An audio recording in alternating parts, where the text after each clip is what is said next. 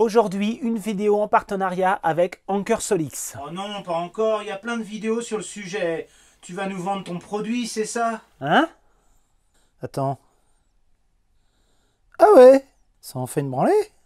Bah, une de plus, hein. Bon, on m'a proposé de le tester, c'est vrai qu'ils ont eu un peu peur en voyant mes tests, mais avec le bon vocabulaire, ça devrait passer. De toute façon, je te connais, tu sauras bien glisser les infos en privé. Anker est une entreprise d'électronique qui a été créée en 2011 en Chine. Elle a des filiales en Californie, en Allemagne, au Royaume-Uni, au Japon. Ça, c'est sur Wikipédia. La filiale Anker Innovation a développé la SolarBank 2 Pro, et donc, bah, générique.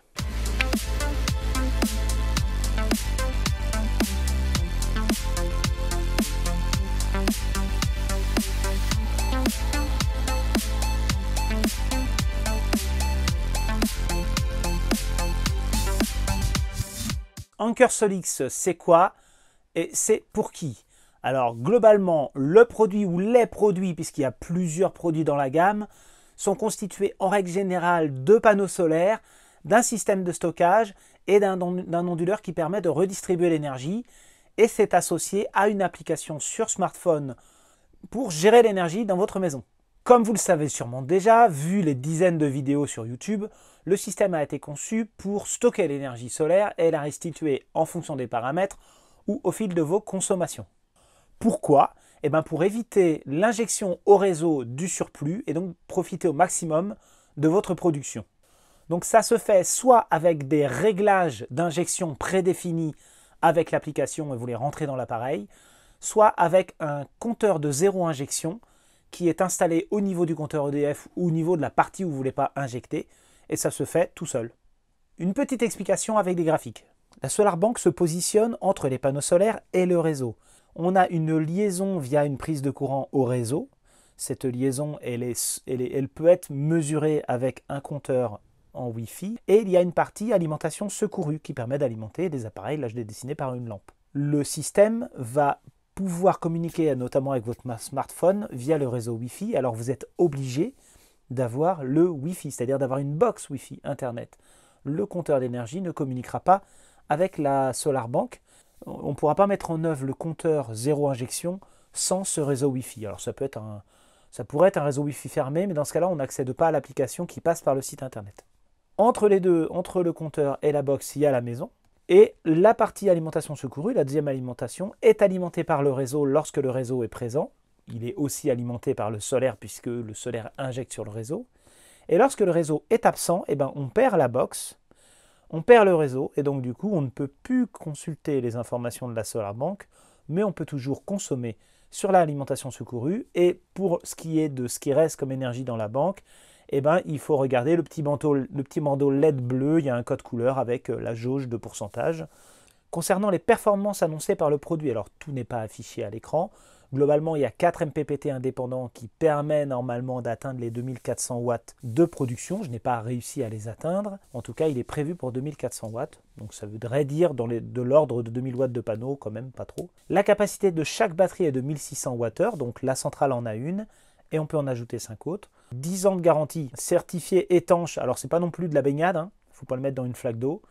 Il y a des capuchons en caoutchouc sur le système, mais ce n'est pas des caoutchoucs, c'est pas complètement étanche, quoi. C'est là pour éviter qu'il y ait des saletés qui rentrent dedans. Les températures d'usage, c'est -20 plus 55.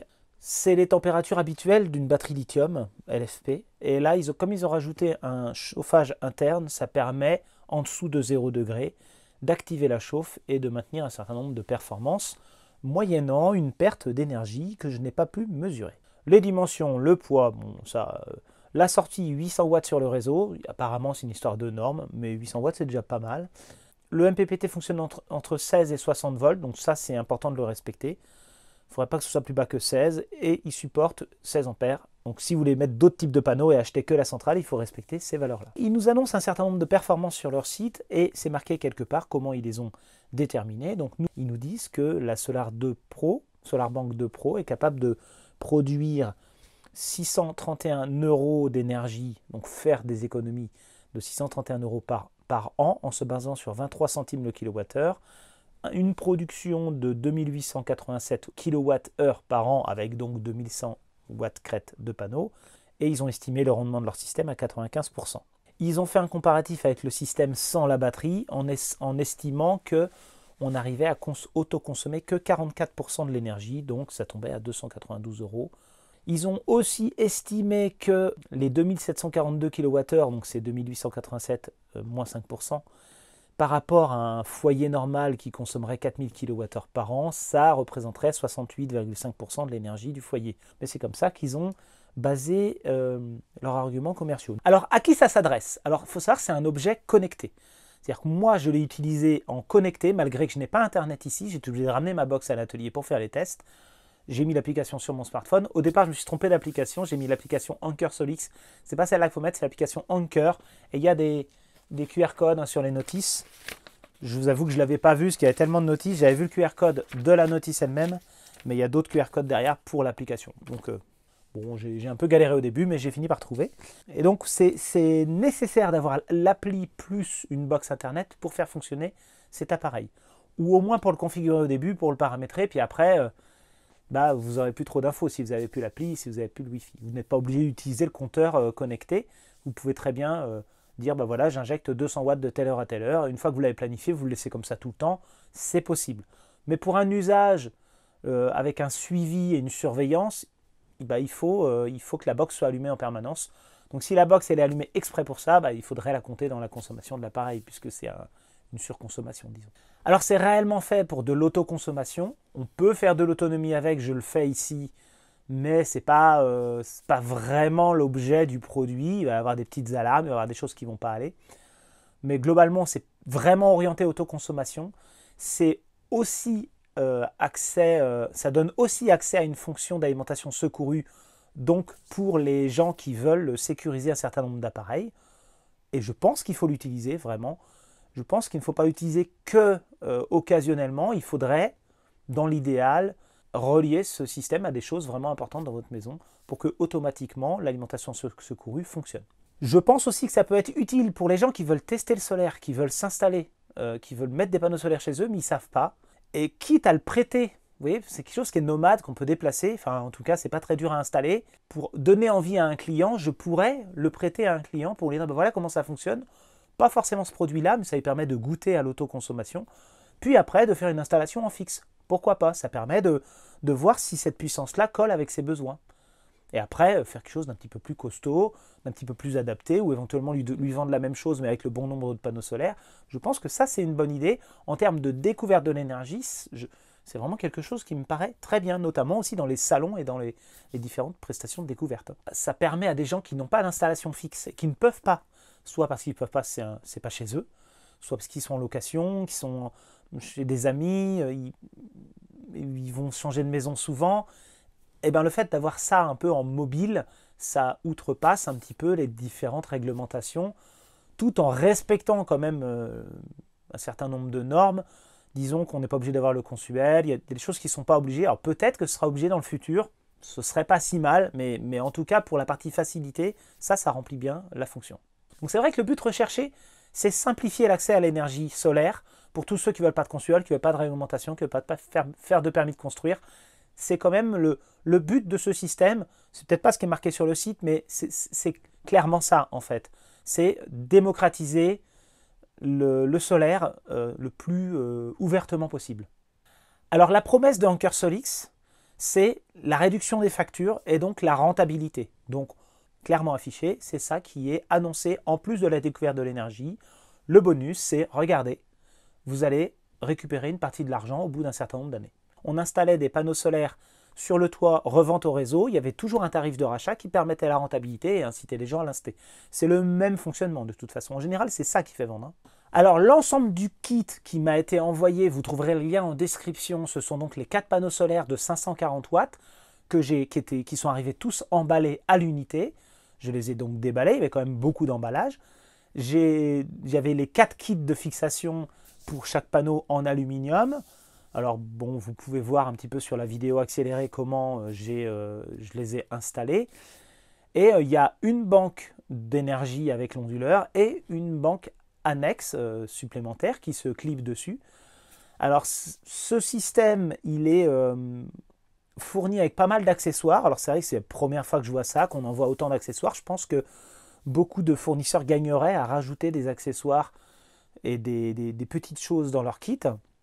Alors avant de parler des accessoires, on va parler quand même du compteur d'énergie, parce que l'accessoire, l'option, on va dire, qu'on rajoute au niveau d'EDF, c'est le compteur d'énergie intelligent. Je pense qu'on est obligé d'utiliser le leur.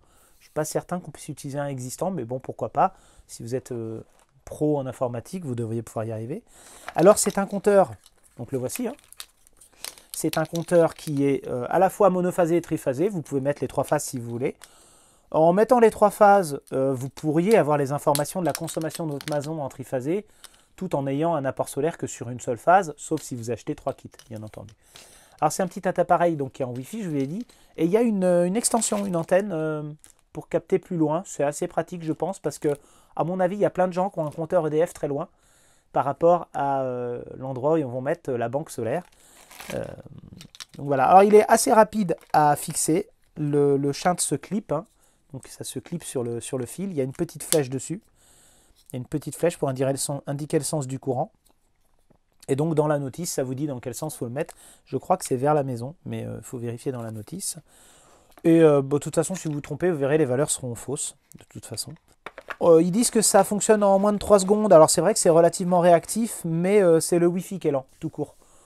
Le fonctionnement de la box, le fonctionnement de Wi-Fi. Le compteur, lui, ça va. Mais le système, il suffit qu'il y ait une coupure Wi-Fi ou un bug de signal, il faut se reconnecter dessus. Et pendant cette perte de connexion, par défaut, l'onduleur, il se met à 800 watts, pleine balle, il injecte tout. Donc c'est effectivement, si le compteur déconne, se déconnecte, disjoncte, ou qu'il y a un problème de Wi-Fi, vous videz la batterie dans le réseau. Ça, c'est un petit point noir quand même, hein. Il faut vraiment le laisser allumer tout le temps, ou alors il faut brider, ou il faut avoir beaucoup de batterie, ou ce sera occasionnel, ça déchargera tout, quoi. Donc par défaut, il produit 195 watts dans le réseau, et il faut synchroniser les 2 appareils, le smart meter aussi, ce qu'il ne détecte pas au début. Et bien sûr aussi mettre à jour, voilà, nouvelle version, démarrer, ajouter. Donc là, hop, ça y est, il s'est mis à 19 watts, 4 watts. Je sais pas si vous voyez bien, là on est à 174 watts annoncés.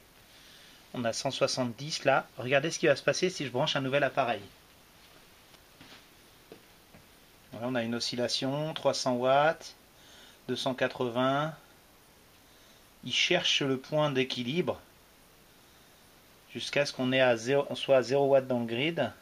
Donc ça, c'est le courant envoyé par le Anker Solix dans les appareils. Donc là, on a 364 watts. Et ça, c'est le résidu de courant qui est envoyé sur le réseau, qui est mesuré par l'appareil là comme étant 0 watts.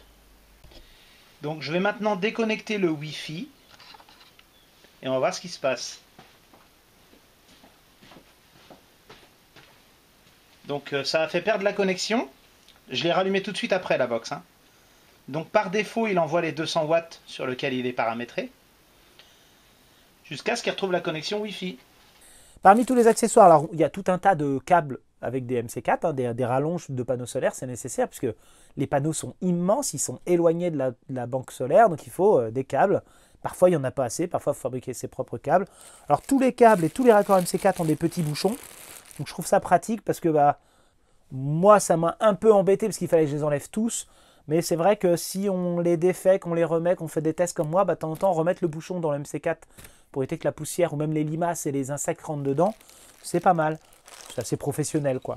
Bon, il y a des outils fournis avec pour les kits. Alors, je me retrouve avec 4 tournevis et 4 clés. Ils n'ont pas fait un kit d'outils par client, ils en ont mis par chaque structure. Bon, c'est un peu rigolo. Les vis, il y en a trop aussi. Bon, vaut mieux qu'il y en ait un peu trop. C'est pas comme Ikea, un si reste des vis, ça tient quand même. Le câble qui est fourni avec pour raccorder au réseau, il est assez long. C'est pas mal. Après, moi, personnellement, je préférerais ne pas mettre de câble et me raccorder à un coffret électrique directement. Il y a une prise spéciale pour brancher, pour ne pas se tromper. Il y a des petites attaches, j'ai des colliers autocollants. Je pense qu'on peut les mettre derrière les panneaux ou sur la structure pour attacher les câbles. Il n'y en a pas beaucoup, il y en a un par panneau. Ils ont fourni des chevilles et des vis, pas mal. La petite fixation qui permet aux 2 batteries de tenir ensemble. Moi, je m'en suis pas servi. Mais il ne faut pas que je me trompe, parce que quand je les porte, il faut prendre par la batterie du dessous. Sinon, ça se débranche. Mais parce que je vais la remballer après, donc j'avais pas envie de tout fixer. Et ça, c'est des petites pattes en ferraille, ça permet de fixer contre un mur si on veut fixer la Solar Bank à un endroit fixe, à côté d'une pompe à chaleur, sous une véranda, enfin quelque part, quoi, pour pas que ça tombe. Alors voilà pour la présentation simplifiée. Maintenant, rentrons dans le vif du sujet. Aïe! L'application Ankersolix se présente comme ceci. Vous avez dû la voir dans pas mal de vidéos. Moi, j'ai une petite alerte en haut parce que j'ai déconnecté le réseau. Donc, il n'envoie rien au réseau. Il est en mode autonome, là. Donc, il met souvent des petites alertes avec des codes erreurs quand il y a des problèmes de mise à jour ou autre. Puis, en cliquant dessus, il nous propose de résoudre. La plupart des résolutions se font via Internet. Cet affichage-là ne fonctionne que si on est sur le réseau Wi-Fi de sa box. Parce que le compteur qui est ici, il communique en Wi-Fi. Et puis, l'application communique en Wi-Fi aussi. On a pas mal de petites statistiques qui ont des petites erreurs de mesure, mais c'est globalement satisfaisant. On peut regarder la journée, la semaine, les productions. Donc là, pour l'instant, ça fait que quelques heures que je m'en sers. Donc, on a la possibilité d'avoir une sorte de proportionnel, savoir où a été l'énergie, s'il a été stocké, si elle a été distribuée. On peut faire ça avec l'énergie solaire, l'énergie de la maison, c'est-à-dire ce qu'il y a entre le compteur d'énergie et la box. Donc ce qui a été distribué à la maison, ce qui a été pris sur le réseau et ce qui a été pris sur la batterie. Donc là, la batterie, quand c'est en bas, ça charge, quand c'est en haut, ça décharge. D'accord, donc ça nous donne des petites statistiques et voir ce qui s'est passé dans la journée. Ça peut nous aider pour paramétrer les puissances d'injection notamment. Si on va voir dans les différents appareils, donc moi j'ai deux appareils de connectés, j'ai le Smart Meter et la banque. Et moi j'ai mis la deuxième batterie. En mettant la deuxième batterie, il m'a redemandé une mise à jour. Donc là il me dit qu'en l'état on est en train de produire de l'énergie dans la batterie, mais de moins en moins parce qu'on arrive à la fin de la charge en fait, tout simplement. Et lorsqu'on clique dessus, on a le détail des deux batteries. Il y en a une qui est à 100%, une qui est à 86%. En fait, j'ai fait mes tests avec une seule batterie au début, puis après j'ai rajouté la deuxième batterie. Il s'est mis en défaut parce qu'il fallait mettre à jour, et puis là, il charge la deuxième batterie. Voilà, avec ce soleil-là, du coup. Je ne comprends pas tout sur l'appli, je suis peut-être un peu bête. Par exemple, là, il y a marqué mode personnalisé 200 watts, mais quand je vais dessus, je ne suis pas en mode personnalisé, je suis en consommation personnelle. Donc, il s'adapte tout seul. Oui, entre ce qui est marqué et ce qui est fait tout seul. Alors les codes erreurs, il les cumule pas. Dès qu'il y a un code erreur, il le met. Moi j'ai eu une coupure de courant là, il m'a pas dit pourquoi. Là, les différentes puissances, la coupure de courant on la voit pas sur la courbe. Et les pourcentages là, vous voyez, il baisse, mais il finit toujours par 0. Il dit pas. C'est bizarre. Enfin, il va progresser. Hein. Mais je sais qu'il y a pas mal de données que j'ai pas quand je me connecte le matin. J'allume le Wi-Fi et du coup j'ai pas les données tout de suite, ça met un certain temps, je sais pas si... Vous voyez là elles sont apparues, donc je suppose qu'il les a stockées dans l'appareil. Quand je vais sur la banque là, pareil il me remet le mode personnalisé. Et quand je vais dans les paramètres là-haut, s'il veut bien, il y a par exemple puissance de réserve 10%, donc quand on clique dessus, il me dit qu'on est sur 10%, a priori c'est la zone grise. Et là, puissance limite 1000 watts, je vais dessus, il me met qu'on est à 600. Donc je comprends pas s'il faut que je sélectionne 800. Sachant que quand j'ai fait mes tests, on était à 800. Et là, c'est marqué 600. Donc je comprends pas trop si les paramètres jouent vraiment sur les bonnes choses. Il y a ça qui me perturbe un peu. Je suppose que des mises à jour seront requises. Bon, moi je vais voir si ça coupe bien à 10% là. Et puis sinon, j'ai plutôt bien compris, hein, le profil, les paramètres, on peut inviter des gens, il n'y a pas de souci particulier. Effectivement, il faut changer la valeur en euros du kilowattheure, sinon il affiche des gains astronomiques, par défaut c'est 40 centimes. Bon, sinon les courbes ont l'air pas trop mal, les mesures sont pas parfaites, hein, parce que par exemple là il m'annonce 586 watts, je vérifie c'est bien ça, 592. On doit être 3-4 watts en dessous. Il y a une petite variante. Voilà. Donc ça a coupé. Bon, j'ai plus de communication. Voilà, erreur réseau, évidemment. Donc je vais remettre le courant, remettre la box et voir si elle peut me communiquer des infos. Bon, j'ai remis le courant. J'ai remis la box, je communique à nouveau avec le système, il m'annonce 0 watts, 10%. Voilà, il y a effectivement une coupure et c'est tombé. Mais il n'affiche plus, vous voyez, batterie 0%, 0 degré. Il ne m'affiche plus le système. Alors peut-être que j'attends un peu que ça se reconnecte. Je pense qu'il est hors ligne. Bon, bah, ça fait plusieurs minutes déjà. Ça reste à 0. La batterie est déconnectée. Je pense que le système s'est éteint complètement. Ce qui aura une certaine logique. Bon, bah moi je vais remettre du soleil. Je vais rebrancher les panneaux.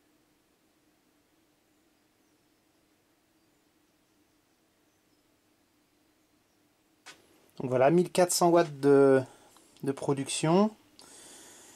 Il est à nouveau présent. Et à nouveau 2 batteries. 12 et 11%. Donc bah, il va falloir que je note tout ça.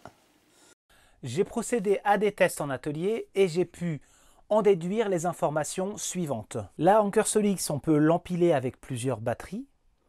Bon, ça, on le sait. Ce qu'il y a, c'est qu'il y a un bus DC. C'est une liaison qui permet de raccorder toutes les batteries entre elles. Toutes les batteries font 100 Ah et sont en 16 volts. Ce sont donc des 5 cellules. Et ce bus DC, bah, c'est le même partout. Il a la même section dans toutes les batteries. Il s'avère qu'il a une section de 12 mm². On a vu dans la vidéo sur les sections de câbles que globalement, pour pas que ça chauffe trop, il ne faudrait pas dépasser les 36 ampères et donc les 576 watts sur ce bus. Sinon, on aura une chute de tension et une surchauffe du système. Alors, je l'ai dit déjà tout à l'heure, mais effectivement, il n'y a qu'un seul onduleur à l'intérieur. On le verra pour les performances. Et lorsque le réseau est branché, donc ça alimente la zone secourue avec un petit relais. Il y a un petit basculement.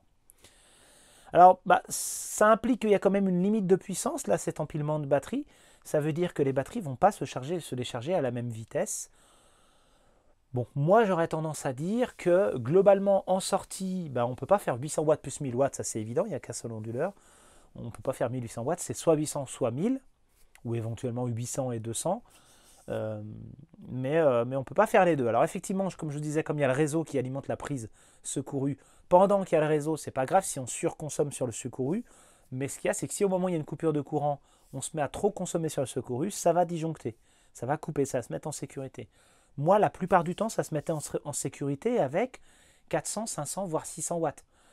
Parce qu'il y a une petite pic de puissance qui fait que ça se met en sécurité. Donc c'est bien de ne pas trop abuser de cette alimentation, parce qu'elle reste quand même petite. Donc même les frigos, alors moi j'ai eu des coupures avec une pompe de 400 watts et avec mon déshumidificateur de 180 watts. Le démarrage du compresseur, c'était vraiment limite. Donc voilà, faites attention à ce que vous branchez là-dessus. Branchez plutôt des systèmes de basse consommation. Bon, sur le système, moi je recommande de mettre une alimentation, un coffret électrique de protection plutôt qu'une prise de courant plug and play, et d'avoir un disjoncteur différentiel sur chacune des lignes, et notamment pour la partie secourue, lorsqu'on n'est pas alimenté par le réseau, eh bien, il faudrait mettre le neutre à la terre, donc il faudrait un relais de terre, et lorsque le réseau se met à alimenter, il faut que le neutre ne soit plus à la terre, pour permettre à la partie secourue d'être protégée. Parce que c'est souvent un peu ce qui manque dans ce genre de choses, c'est pas protégé, il n'y a pas de disjoncteur, il n'y a pas de quoi couper le courant. Donc moi, personnellement, si je devais l'installer chez un client, je rajouterais un coffret électrique, c'est pas pour le prix par rapport à la centrale, et ça protège mieux. Au pire, il faudrait des prises dédiées avec des disjoncteurs dédiés, pour qu'il y ait au moins la possibilité de couper le courant sur ces prises.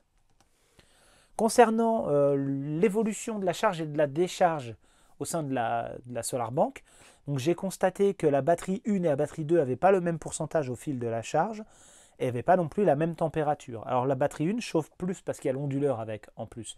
Donc c'est normal, elle dissipe moins de chaleur. Elle n'a pas que son BMS, il y a aussi l'onduleur. Donc elle a une température un petit peu plus élevée. On constate qu'on dépasse quand même les 41-42 degrés. Il aurait fallu rester sous les 35 si on voulait que ça dure. Alors ils disent jusqu'à 55 degrés, mais quand même c'est un peu chaud pour une batterie lithium.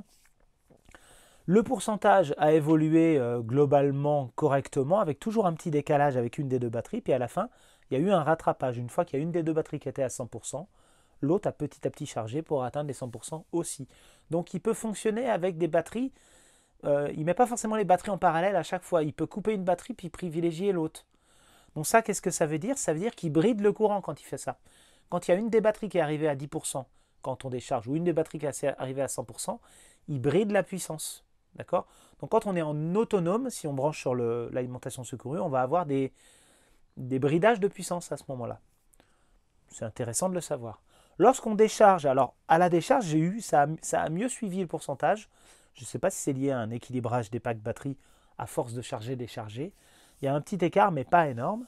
J'ai effectivement eu 2% d'écart à la fin. Il y en a une qui arrivait à 10%. On voit que la température a un peu moins monté. C'est normal, on était le matin à la fraîche. La batterie avait eu le temps de se reposer. Elle a monté quand même de quelques degrés. Elle est toujours un peu plus chaude du côté de l'onduleur. Mais globalement, on n'a pas atteint les 40 degrés, donc c'est plutôt correct. Au niveau du rendement de l'onduleur, alors j'ai fait vraiment le mesure de rendement de l'onduleur. Au départ, je suis parti du principe que c'était 2 onduleurs séparés. Et qu'on avait un onduleur pour l'injection, un onduleur pour le secours. En fait, c'est le même onduleur qui fait l'un ou l'autre. Il y a un relais de transfert. Et donc, c'est normal, je trouve, les mêmes courbes d'onduleur, les mêmes courbes de rendement. Attention, la tension est en bleu, le courant est en jaune. Ça, c'est la sortie autonome. L'onduleur de 1000 watts là, qui alimente diverses lampes et divers accessoires. Là, on est à 290 watts. C'est pas mal. Donc là, j'ai rajouté le chargeur de visseuse. Vous voyez, le courant, il correspond au consommateur, en fait. Le pic, là, c'est le redresseur qui est à l'intérieur de la lime. Pour l'instant, c'est pas mal. Alors, tout d'abord, j'ai vu que la consommation à vide était relativement faible, 14 watts. Alors, c'est vrai qu'il fait que 1000 watts l'onduleur, mais 14 watts, c'est bien, déjà. Les courbes étant similaires, je vais donc pouvoir un peu les confondre dans l'explication. Par rapport à beaucoup d'autres onduleurs que j'ai testés, là, le rendement, il monte vite, rapidement. Quand on zoome un petit peu, on voit que, globalement, les 50%, ils sont atteints dès la consommation à vide, à peu près 18 watts. Et tout juste à 70 watts, on a dépassé les 80%. Donc ça, c'est une bonne nouvelle, que le rendement de l'onduleur soit bon comme ça. C'est bien. Concernant le chargeur, alors, j'en profite pour classer. Il n'y a pas de chargeur via le réseau. Le réseau ne charge pas la batterie. Il n'y en a pas dedans. Je n'ai pas vu de fonction qui permettait de le faire et je ne vois pas pourquoi il le ferait. Il n'y a que les panneaux solaires en MPPT qui chargent la batterie, uniquement. Vous ne pouvez pas faire une charge de secours via le réseau sans passer par un système de SAV ou de démontage ou de bricolage. Normalement, ce sont que les panneaux solaires qui chargent les batteries. J'ai établi 3 courbes pour les panneaux solaires parce que j'ai mesuré séparément les mêmes panneaux solaires de 540 watts. Je les ai séparés sur un système que je connais bien de haut de gamme et sur le Anker Solix. Et donc ça m'a permis de déterminer qu'est-ce qu'il y avait comme différence et est-ce qu'il y avait de la perte au niveau de ce qu'on ne récupère pas sur le panneau. Exemple, avec un soleil stable de 500 watts, 498, on a 460 watts sur Studer avec 2 panneaux. Anker annonce 211 watts sur son panneau. Il en prend en réalité 224 et on injecte 196 dans la batterie. Donc là c'est un équivalent 230. Donc on voit que ce qui rentre dans le MPPT est corrélé par le Studer. On a bien que les choses qui rentrent correctes. Et après ce qui va dans la batterie, du coup on va calculer le rendement. Donc, ça veut dire que même si la plupart des fabricants considèrent que leur rendement de MPPT c'est ce qui rentre versus ce qui sort, ou le contraire si vous voulez, ça fait un rendement, moi j'ai quand même ajouté la partie ce qui aurait pu être exploité sur le panneau solaire. Je le fais régulièrement. Je le fais aussi pour les micro-onduleurs, je le fais pour tout un tas d'autres choses. Donc j'ai établi plusieurs courbes. La courbe bleue, c'est la courbe de production du panneau solaire en fonction du soleil. La courbe rouge, c'est ce qui rentre dans les régulateurs MPPT. Donc j'ai testé qu'un seul panneau, j'ai fait un par un, c'était plus facile pour moi. La courbe jaune, c'est ce qui sort du MPPT pour aller dans la batterie. Globalement, on a quand même un écart de quelques points à chaque fois. La zone qui est un peu turbulente, là, c'est une zone où je me suis amusé à refroidir les panneaux solaires avec beaucoup d'eau, des dizaines de litres, pour passer de 60 degrés à 50 degrés. On voit que ça fait un peu du yo-yo, ça a une influence sur la production d'électricité. Là, c'est parce que les panneaux ils sont complètement noirs, ils sont un peu plus chauds que les autres qui sont noirs et blancs. Il y a quelques degrés d'écart. Ça joue sur la production. Il y a quelques pourcents de variation. Je le cale ici, vous en faites ce que vous voulez, c'est juste je le rappelle. Température très chaude derrière les panneaux, mauvais refroidissement du système s'il est mis derrière, et puis perte de production. Bon, bien sûr, on ne laisse pas les fils comme ça, on les attache, hein, on fait attention à ce que ça prenne pas trop l'eau, même si c'est étanche. C'est préférable que ça baigne pas trop dans l'eau. Moi, c'est posé par terre, mais si je voulais le laisser vraiment longtemps, il ne faudrait pas que je le laisse là. Si vous mettez sur une chape, mettez un peu incliné. Et puis, vous pouvez... moi, j'ai changé l'inclinaison des panneaux. Il y a plusieurs réglages ici pour monter plus ou moins haut. Mon autre conseil, c'est de ne pas faire comme moi, là, de ne pas poser à même le sol. Parce qu'en fait, les panneaux, ils sont à 3 cm du sol, là-bas. Et si c'est sur l'herbe, vous ne pouvez pas tondre.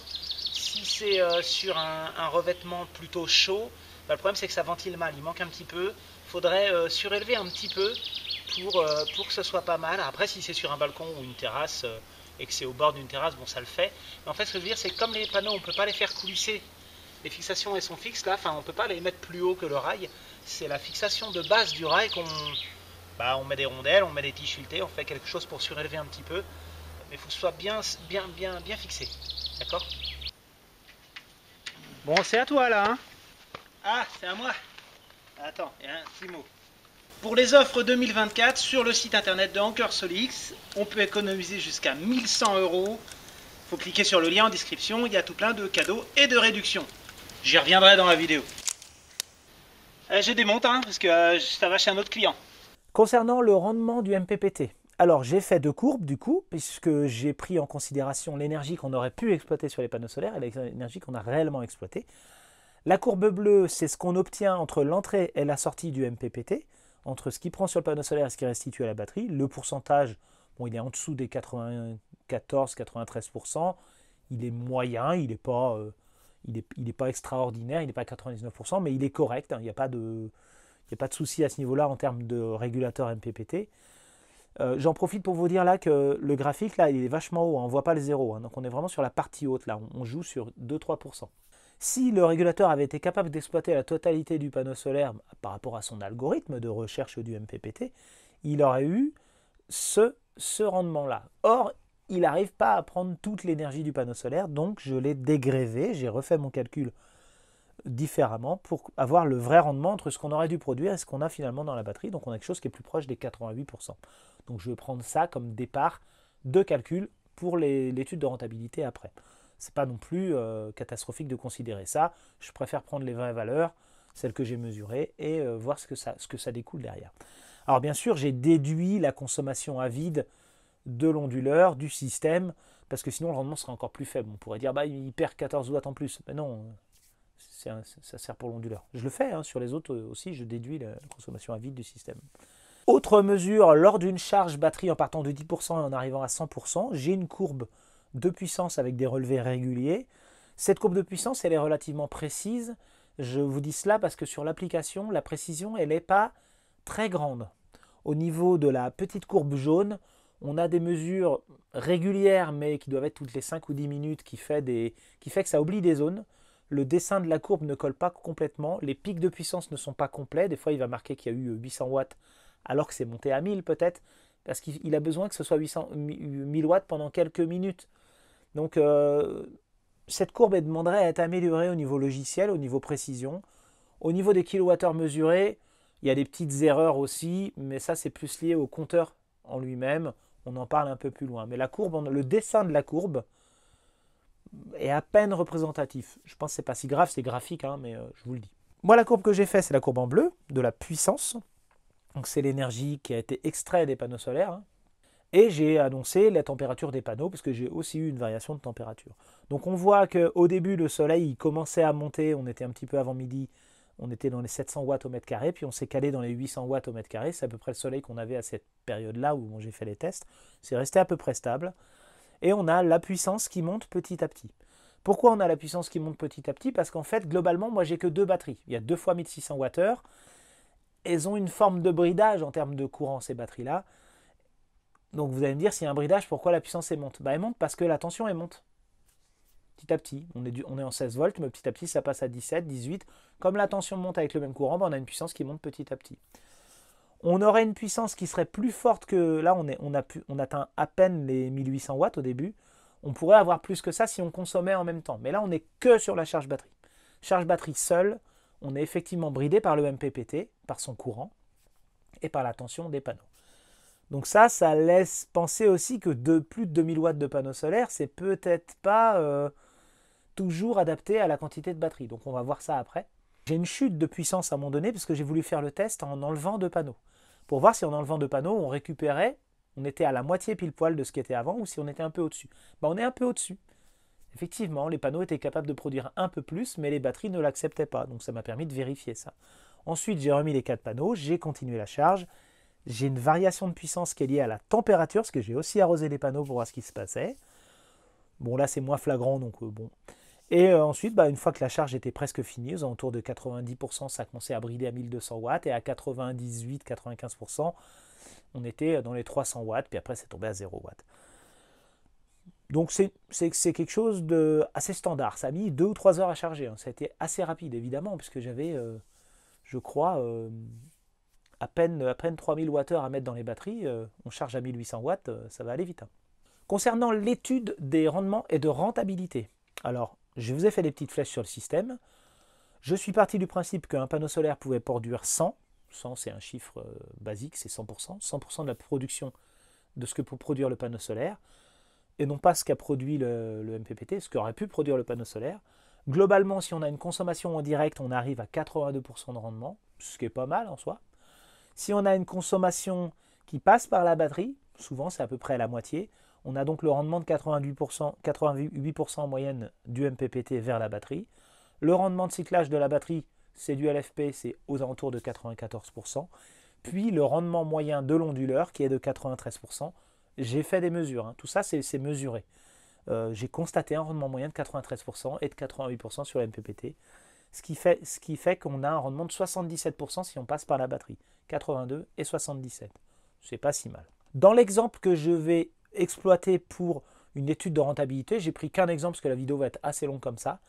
Je suis parti du principe que j'avais tous mes panneaux solaires, 2100 watts, qu'on se trouve au Maine-et-Loire. On n'est pas à Nice. J'ai vu des vidéos de gens qui sont à Nice, c'est très bien.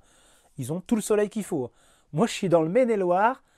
Les statistiques par chez nous, c'est un peu moins puissant, vous voyez. Donc pour 2100 watts de panneaux, on va produire 2592 kWh annuels et non pas 2800 et quelques comme marqué dans les notices. Moi, je me base là-dessus pour ma région, c'est ça qui m'intéresse. Ces 2592 kWh, passés à travers les différents rendements, alors là c'est théorique, pour l'instant, ce que j'ai mesuré moi en quelques jours, je suis à peu près à 90%. Donc j'ai une perte de 10% entre ce qui rentre et ce qui sort. Ça colle avec mes chiffres parce que y a aussi une perte sur sur l'erreur de mesure et sur l'erreur d'exploitation des panneaux. Donc c'est confirmé pour l'instant.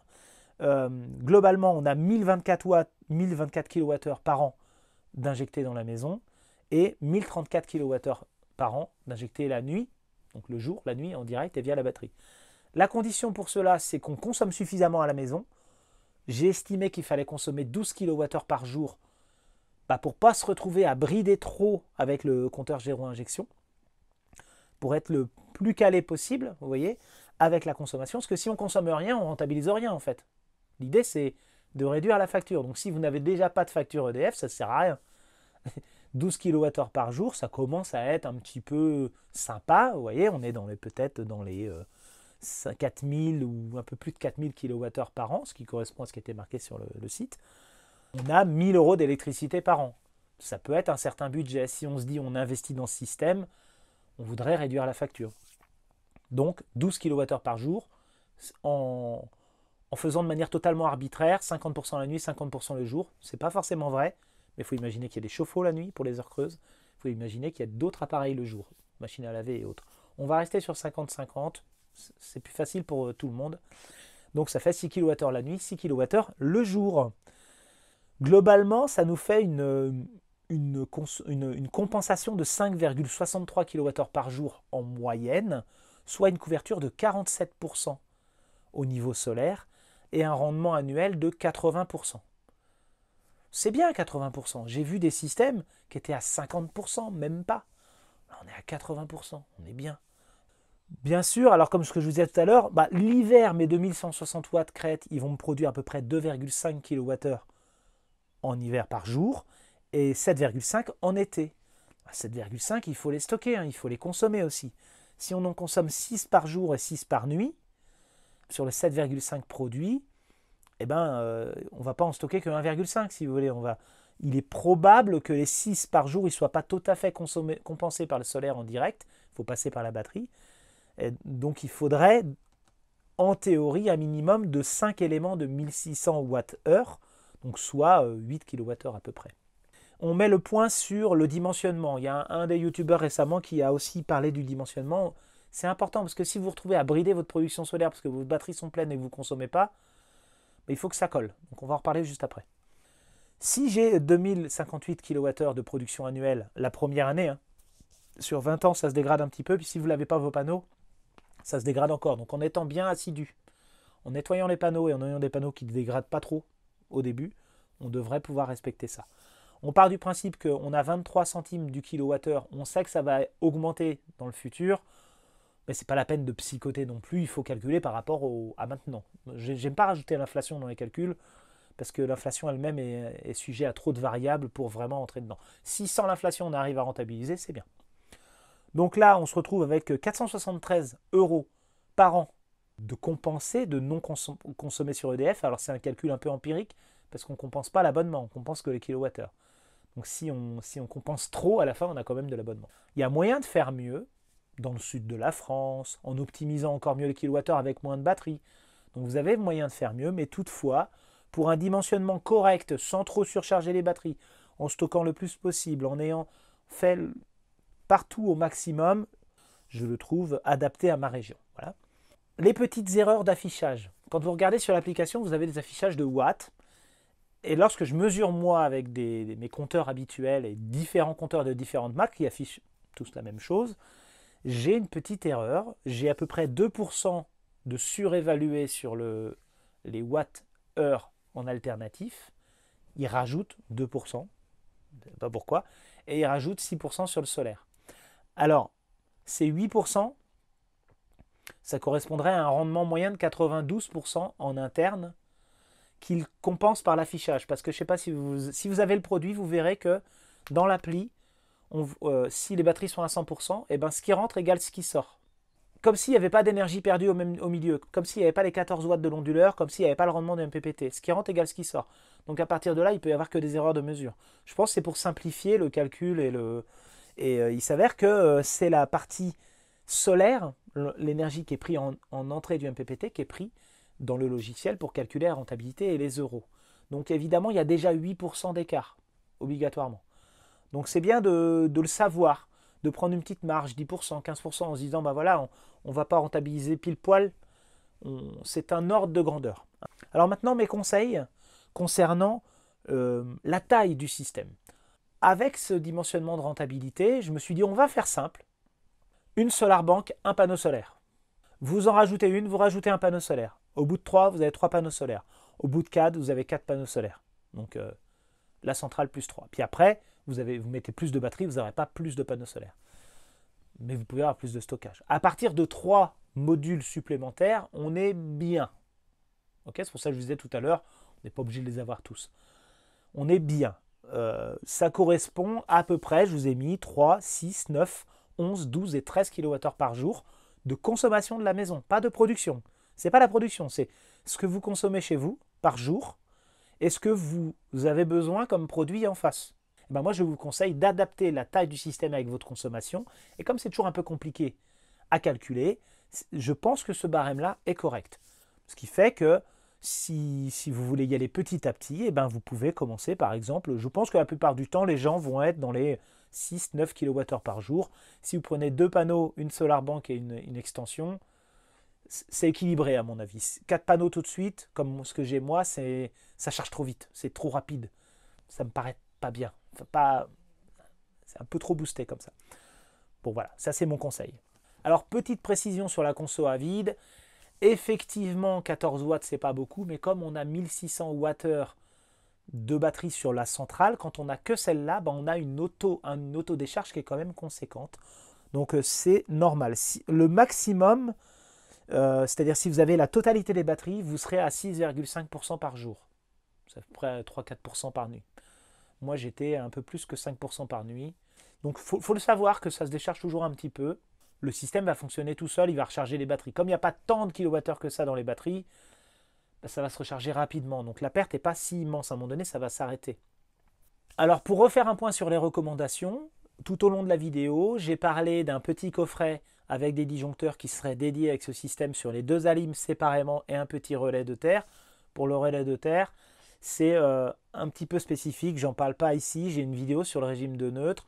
Il y a d'autres youtubeurs qui parlent de comment installer un relais de terre. Moi je pense que c'est important soit d'avoir un système avec le neutre à la terre, quitte à couper le disjoncteur et à ne l'allumer que quand il y a une coupure EDF, pour se servir de sa alimentation de courue, soit d'avoir un petit relais automatique qui va du coup consommer à vide aussi.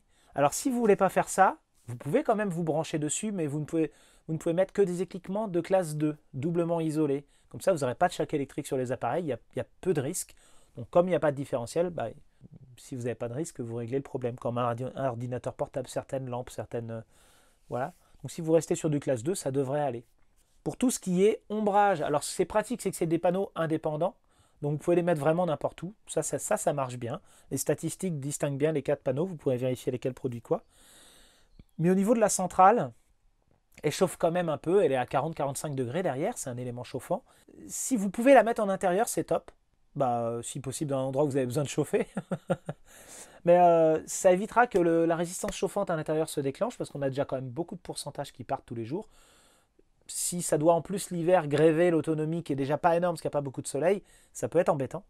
Donc si vous la mettez plutôt à l'ombre pour pas qu'elle surchauffe l'été, mais plutôt à un endroit hors gel, c'est bénéfique. Ok, donc c'est plutôt un local maçonné sur chape béton, un endroit sécurisé. Vous la fixez bien surtout. Vous faites attention à sa taille par rapport au panneau. Et puis ma foi, ça roule, hein, c'est pas mal. Alors mon avis personnel, alors j'en ai plein des avis. Il y a des choses, moi, qui m'embêtent un peu. Le fait que c'est tout en un, ça m'a toujours un peu embêté parce qu'avant, le modèle d'avant, il y avait l'onduleur séparé, donc vous pouvez changer l'onduleur s'il y avait un problème. Tant que c'est garanti, pourquoi pas. Le côté Wi-Fi et application, c'est ça qui m'embête le plus en fait. Vous voyez, là, il faut avoir le version 8.1 Android. Moi, j'ai un téléphone qui a déjà quelques années, je l'ai, le 8.1. Mais quand ils mettront à jour, je ne suis pas sûr qu'il ne faille pas une nouvelle version d'Android au fil des années, parce que c'est garanti 10 ans, mais dans 10 ans, j'aurai pas le même téléphone. Est-ce que l'entreprise sera encore là? Je le souhaite. J'aurai peut-être pas les mêmes systèmes Wi-Fi, il y aura peut-être des choses qui auront changé. Et comme le produit, il ne fonctionne que via l'application, il n'y a pas d'écran, il n'y a pas de réglage mécanique, il n'y a pas de petit curseur. Vous savez, il aurait pu y avoir un petit réglage en disant bah, je mets 200 watts par là, un petit réglage mécanique. Pourquoi pas, un peu à l'ancienne.